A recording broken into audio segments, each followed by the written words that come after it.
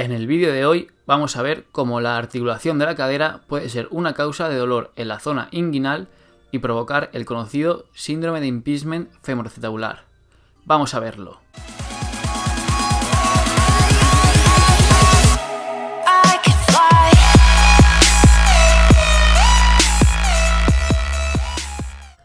El síndrome de impingement femoroacetabular o pinzamiento de cadera es una entidad clínica relacionada con el movimiento, la cual se produce al darse un contacto prematuro entre la parte proximal del fémur y el acetábulo. Suele producirse entre los 20 y 30 años de edad. Para diagnosticarlo es necesario que existan síntomas, signos clínicos y hallazgos radiológicos. El síntoma principal del síndrome de impingement femoroacetabular es el dolor. La mayoría de los pacientes refieren dolor en la ingle. Es muy típico que el sujeto realice el signo de C. Pero el dolor también se da en la parte lateral de la cadera, zona anterior del muslo, glúteo e incluso en la zona lumbar baja. Esta patología está asociada con daños en el labrum y cartílago articular.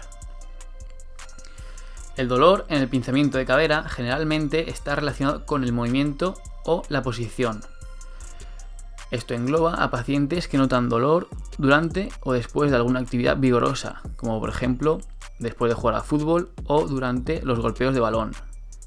Pacientes que tienen un dolor con un rango de movimiento suprafisiológico, como gimnastas o bailarinas de ballet, e incluso aquellos que tienen síntomas a pesar de llevar un estilo de vida sedentario, por ejemplo, tras estar sentado largos periodos de tiempo. También es característico que muchos pacientes con esta patología tengan síntomas mecánicos como ruidos tipo clic, sensación de atrapamiento o bloqueo en la cadera o sensación de rigidez o de que se les va. En cuanto a los hallazgos radiológicos, en esta patología es necesario ver la forma de la articulación de la cadera, es decir, se requiere una evaluación morfológica. Existen tres tipos de cadera: la morfología tipo CAM, pincer o la mixta, que es una mezcla de las dos anteriores. La morfología tipo CAM se refiere a un aplanamiento o convexidad en la unión del cuello de la cabeza femoral, mientras que la morfología tipo pincer se refiere a una sobrecobertura global o focal de la cabeza femoral por parte del acetábulo. Su presencia, en ausencia de unos síntomas apropiados y signos clínicos, no constituye un diagnóstico de este síndrome, ya que una gran cantidad de personas en la población general tiene este tipo de morfologías, CAM o pincer, y no tiene dolor. En cuanto a la evaluación radiológica, se logra mejor inicialmente con radiografías simples.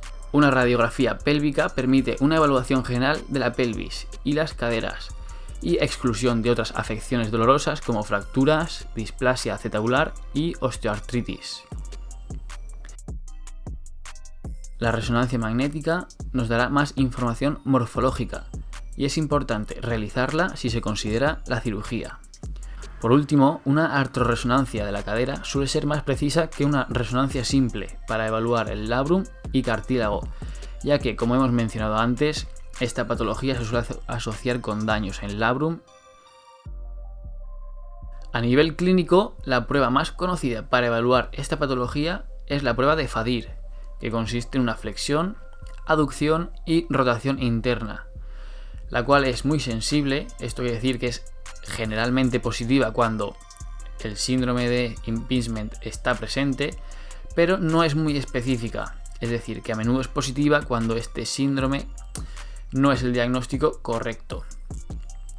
Cuando se sospecha de este tipo de síndrome de pinzamiento de cadera, es importante examinar la marcha, el control de una sola pierna, la sensibilidad de la musculatura periarticular y varios tests, como el test de Faber, que consiste en rotación externa, abducción y flexión, y varios tests de impingement, como el de impingement posterior.